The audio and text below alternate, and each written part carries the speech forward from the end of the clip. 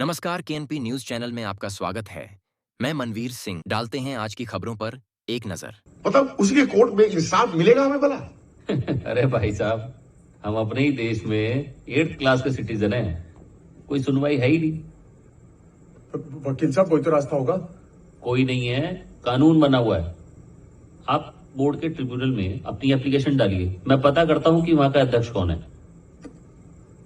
आज के KNP news में उत्तराखंड देहरादून के मुकेश गंसेला यानी मुकेश शर्मा देहरादून के करानपुर निवासी है।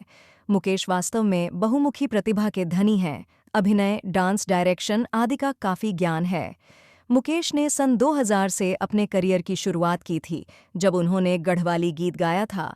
मुकेश ने फोक एजुकेशन में all India folk dance master of theatre किया है और साथ ही उत्तराखंड जो लोक संस्कृति है उसका भी अच्छा अनुभव रहा है। गढ़वाली पिक्चर फिल्मों में उनकी एक्टिंग अंजवाल, हेलो यूके, दगड़िया, बाटा की ब्योली, 100 करार, गोपी भेना आदि लगभग 200 एल्बमों में अभिनय, डांस, डायरेक्शन किया है। उत्तराखंड के लिए गर्व की बात, मुकेश का बॉलीवुड में काफी प्रचलित नाम है। मुकेश ने सीआईडी, लापतागंज, एवरेस्ट सीरियल। फिल्मों की बात करें तो मुकेश ने कई फिल्मों में दमदार अभिनय किया है। मुकेश ने बॉलीवुड में तड़प, दम लगा के हैशा, मोहनजोदारो, यारा, राग देश, काबूम, रविदास, मिली, 72 नवर्स आदि फिल्मों में काम किया है। कोई है जिसने ये बताया कि स्वराज क्या है। स्वराज मेरा, आपका और इस पूरे देश का। और ये बताया कि ये मंत्री, ये नेता, ये पुलिस और ये विधायक, ये सब हमारे नौकर हैं, नौकर, मालिक नहीं। क्योंकि हमारे द्वारा जो टैक्स सरकार को दिया जाता है उससे इनकी तनख्वाह आती है। तो ये हमारे सेवक हैं, सेवक, शासक नहीं। नमस्कार, मैं मुकेश शर्मा और उत्तराखंड का निवासी हूँ। पौड़ी गढ़वाल से मैं बिलोंग करता हूँ।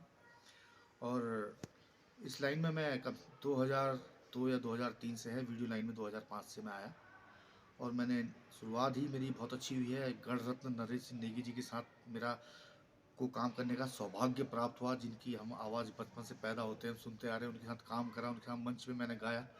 ये मेरे बड़ा सौभाग्य की बात है। बाकी यहाँ पे जितने दिग्गज हो गए, हमारे डॉक्टर प्रीतम बर्तवाण जी के साथ मैंने काम करा है। बहुत जितने भी टॉप सिंगर हैं यहाँ पर। संगीत से विशारद हूँ। मेरे गुरुजी हैं, काला जी हैं, उन्होंने मेरे को, उनके पास में संगीत की शिक्षा ली थी मैंने।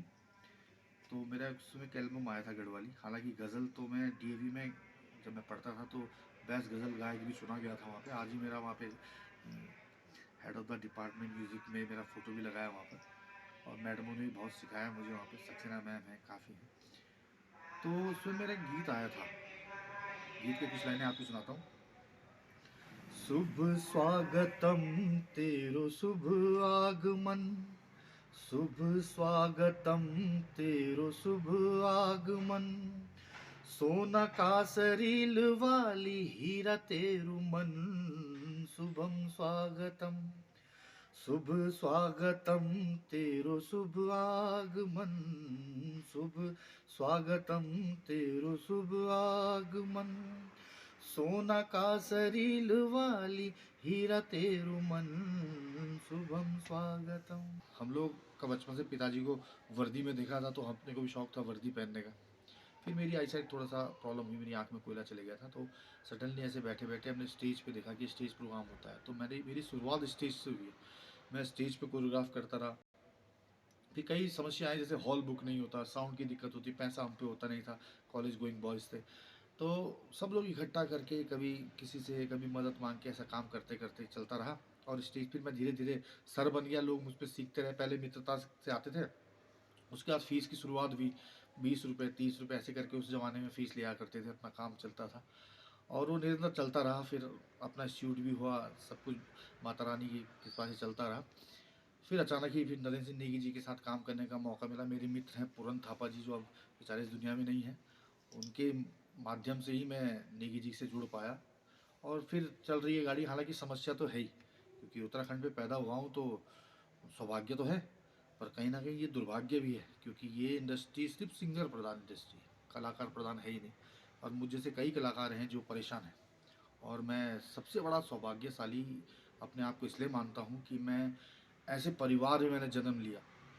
मेरी मम्मी, मेरे पापा, मेरा भाई, मेरी दीदी मतलब आज भी मुझे वो इतना सपोर्ट करते हैं। मेरे 2 बच्चे हैं और चल रहा है काम, उन्हीं का आशीर्वाद है जिससे मैं जी रहा हूँ और उन्हीं के आशीर्वाद से मैं कलाकार बन पाया हूँ। क्योंकि कलाकार, जैसे बताया मैंने कि ये क्या कमाई है, कुछ नहीं है, मतलब ये सिंगर प्रधान है, आर्टिस्ट प्रधान तो है नहीं।